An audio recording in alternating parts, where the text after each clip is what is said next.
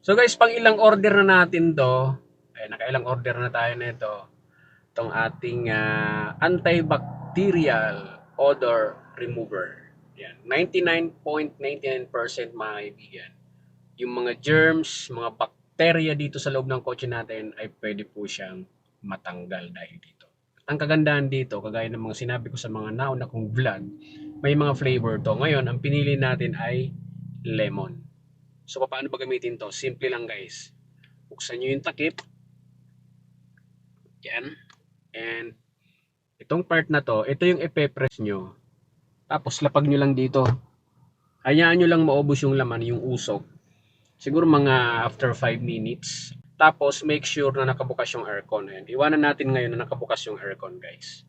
Buksan ko na yung aircon and after that, ayan, press natin to. Hayaan mo lang umusok.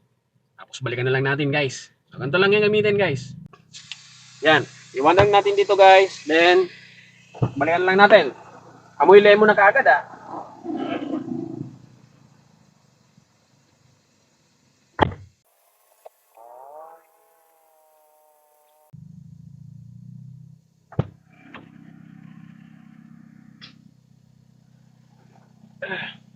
Meron pa guys. No? Busin na natin to.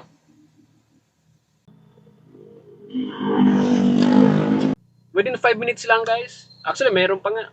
Pagpasok nyo, maamoy nyo kaagad guys. Amoy lemon. Kasi ito yung flavor na pinili natin.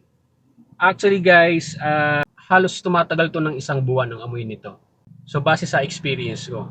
So ito, nakailang order na tayo. Kasi nung nakaraang buwan, ganito rin yung ginamit natin pero ibang flavor. So this time lemon.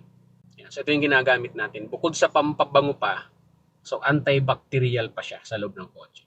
Kasi